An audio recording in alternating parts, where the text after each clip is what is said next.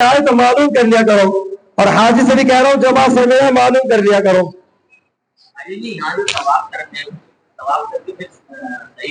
نہیں نہیں نہیں, بس طواف کا مطلب ہے نیت کری, وہی کہ نیت کری ہم نے کہ یا اللہ میں عمرہ کر وہ یا اللہ میں طواف نفلی طواف کرتا ہوں اور بس شروع.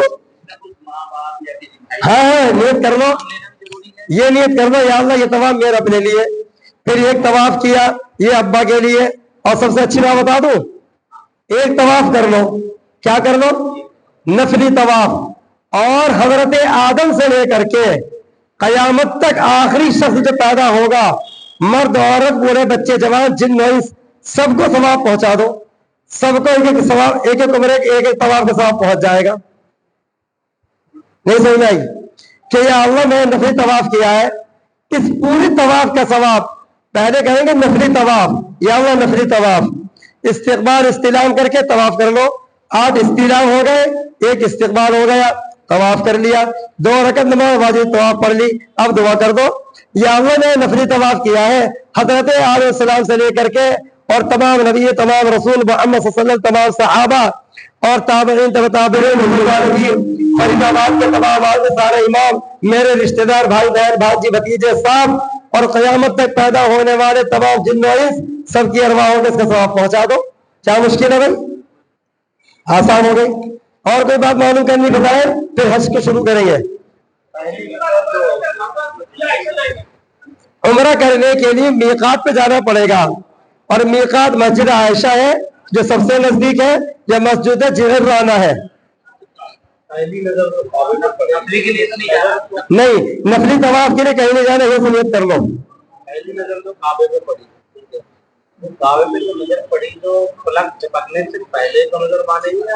ایسا کچھ بھی نہیں ہے بھائی, یہ تو لوگوں نے بنا دیا, یہ کچھ بھی ہے فالتو. بھائی جب آپ حرم شریف میں جاؤ گے نا, کتنے نیچے وہ دیکھ کے صحیح کعبے پہ نظر پڑ جاتی ہے. ہاں یہ تو رہن دو, میرا مقصد ہے کعبے پہ نظر پڑ گئی کوئی بات نہ, بس اللہ آپ نے کہا نا اللہ اکبر. جب آپ رکیں گے جہاں مناسب جگہ ہے آپ کے لیے, کیا اس سے پہلے 10 دفعہ نظر پڑ جائے, اس سے کچھ نہیں ہوتا. نیت کر کے اب آپ کام شروع کریں گے. بھیا نظر تو وہیں سے پڑ جا, اس کا وہ نہیں کوئی اعتبار, نیت کے ساتھ اعتبار ہے. دیکھو شریعت نے کہا کسی غیر محرم پر نظر مت ڈالو, اور پڑ گئی پہلی نظر معاف ہے, آپ نظر ڈال کے ہٹا لو. کیوں نہ کہ نظر پوری ڈال کے رکھو, نظر پڑ گئی ہٹا لو, وہ تو جاتی ہے, اس سے کچھ نہیں. مقصد کیا ہے کہ جب آپ اپنی جگہ لے لیں گے, جیسے میں نے بتایا مطاف میں نیچے آ جائے یا گرین کے برابر میں آ جائے, اب آپ نے نیت کی. اب آپ دیکھیے, اب آپ سے سوال آ رہا ہے کہ قصر کیسے پڑھیں گے جب مدینے کے, اچھا میرے بابا تو کیا کہہ رہا تھا,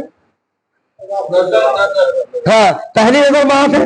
تو جب آپ نے وہاں جا کر کے جب آپ نے جگہ لے لی کہ بھائی میرے لیے یہاں مناسب جگہ, پولیس والے نہیں ہٹائے گے, کوئی مجھے ہٹائے گا نہیں, کسی کا راستہ بھی نہیں, گریل کے ساتھ کھڑے ہو گئے جو نیچے جا کے جہاں مناسب جگہ ہے. اب نظر ڈالیے آپ 3 دفعہ کہ اللہ اکبر اللہ اکبر اللہ اکبر وللہ الحمد. حاجی یوسف خیریت ہے ماشاء اللہ.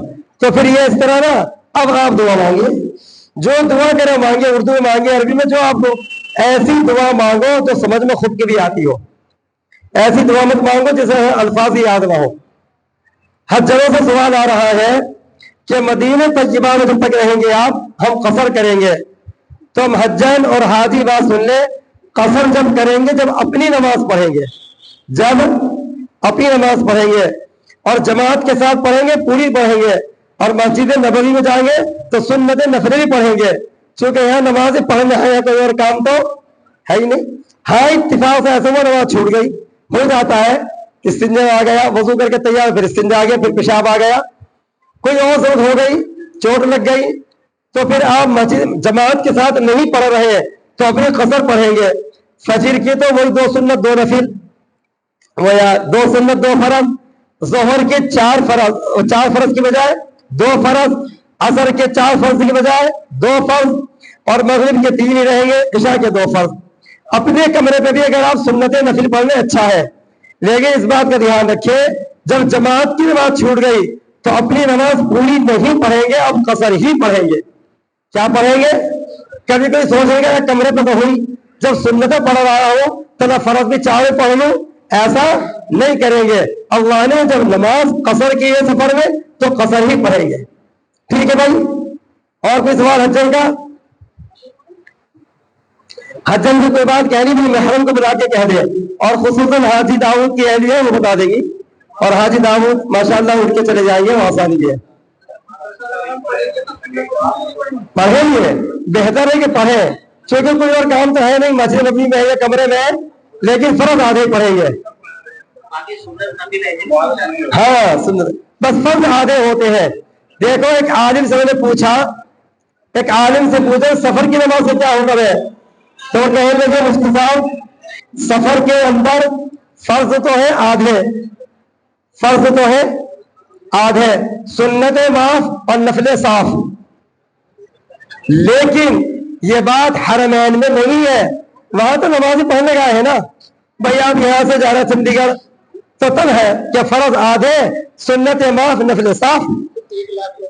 لیکن جب آپ وہاں پڑھ رہے ہیں تو وہاں نماز چھوٹ گئی، آپ جا رہے تھے حرم، نماز ہو رہی، تو آپ حرم میں بھی آدھی پڑھیں گے، لیکن سنت میں نفل پڑھ لیجیے، ثواب ہی ملے گا نا. اور کوئی سوال ہو؟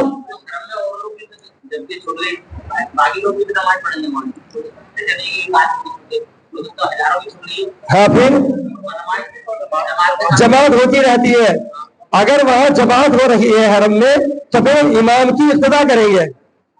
اگر امام مسافر ہے تو مسافر، اور امام مقیم ہے تو مقیم. لیکن حرم میں جو بات یاد رکھنا، حرم میں جا کے آپ سارے کے سارے مقیم ہو جائیں گے.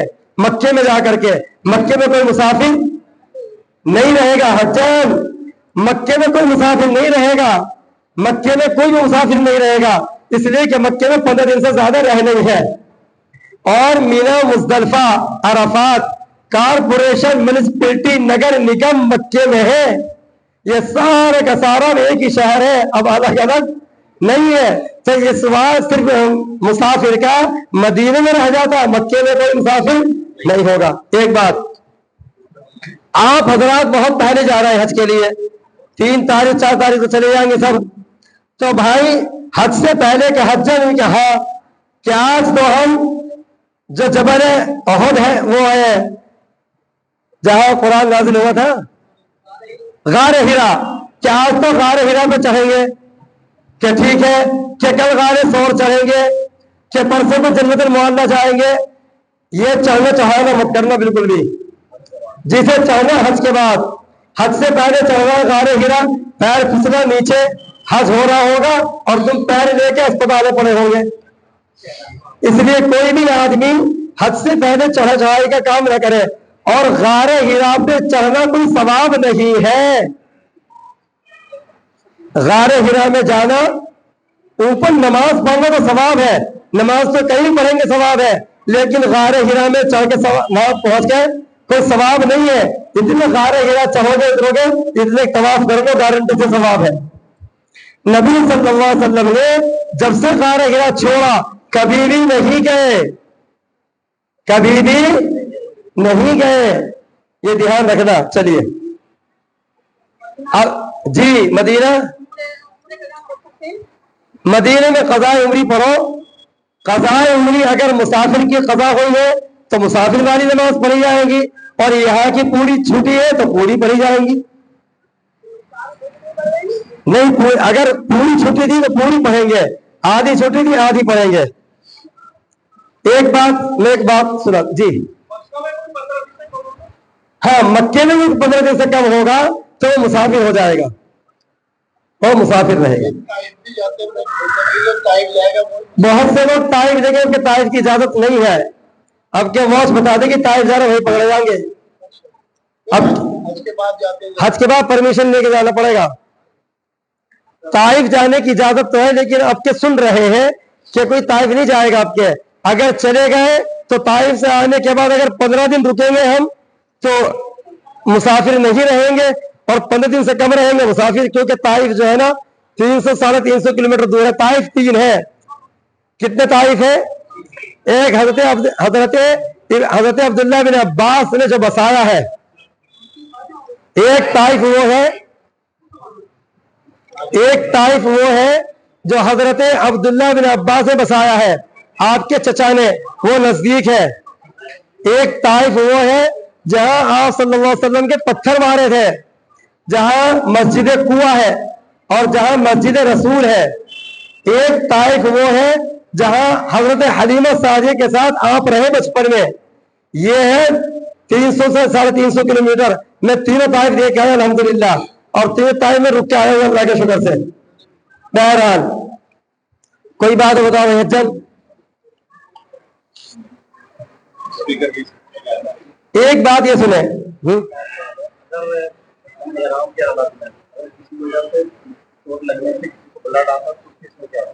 بلڈ آگے تو کوئی حرج نہیں ہے، وضو ٹوٹ جائے گا، احرام خراب ہو کے دھو لو۔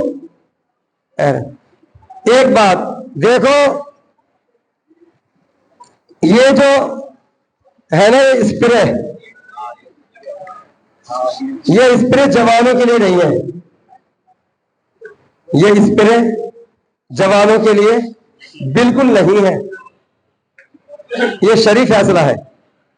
یہ اسپرے بوڑھوں کے لیے، جیسے یہ بیٹھے بھائی ارشاد کے لیے اور بھائی برہان کے لیے، بھائی فرید کے لیے نہیں ہے، ہاں یہ آپ کے لیے نہیں ہے، یہ جوان لڑکیوں حجروں کے لیے بھی نہیں ہے، یہ صرف بوڑھوں کے لیے ہے۔ یہ وضو کرنا ہے، وضو کا طریقہ یہ یوٹیوب پہ جو